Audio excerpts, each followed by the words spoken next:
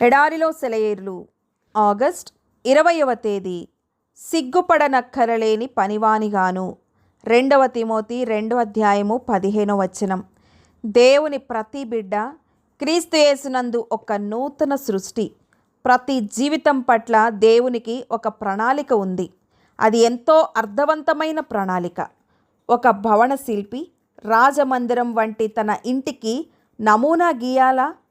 ఒక చిత్రకారుడు తన అసలు చిత్రానికి అవుట్లైన్ గీయాలా? నౌకా నిర్మాణకర్త తన భారీ ఓడకు లైన్లు వేయాలా?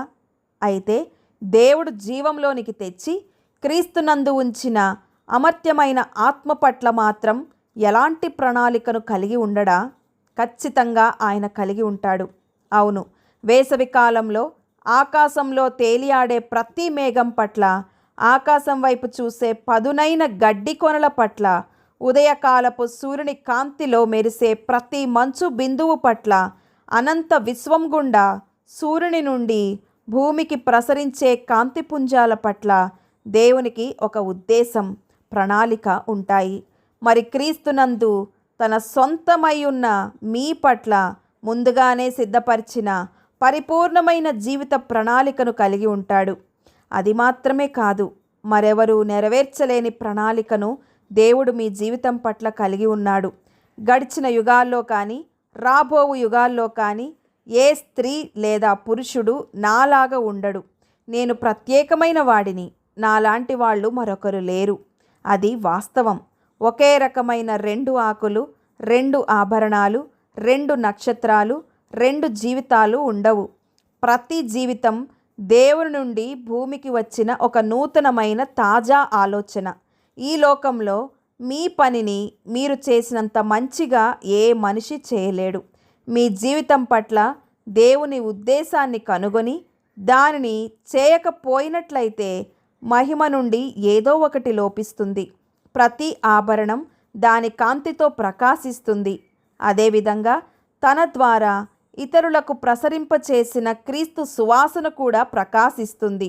దేవుడు మీకు ఒక ప్రత్యేకమైన వ్యక్తిత్వాన్ని ఇచ్చాడు.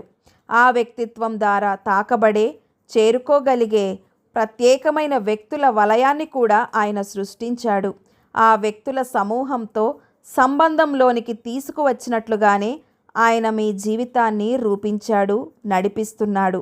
దూరదర్శినిలో నుండి చూస్తే వెంట్రుక పరిమాణంలో తేడా ఉన్నట్లే ఒక వ్యక్తికి ముందు అయోమయంగాను అస్పష్టంగాను ఉన్న అందమైన దర్శనాన్ని స్పష్టంగా చూస్తాడు.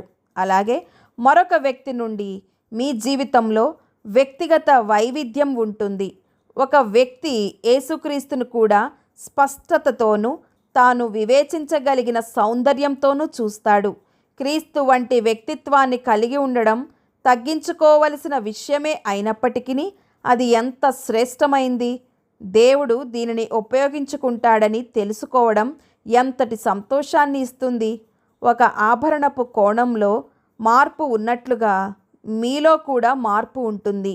ఒక వ్యక్తి వెలుగును మాత్రమే చూస్తాడు. మీలో సుగంధాల కలయికలో కొంత మార్పు ఉంటుంది. చూడండి, ఎవరో ఒకరు క్రీస్తు పరిమళం పట్ల అవగాహన కలిగి ఉంటారు. దేవుడి మాటలను దీవించునుగాక. ఆమెన్.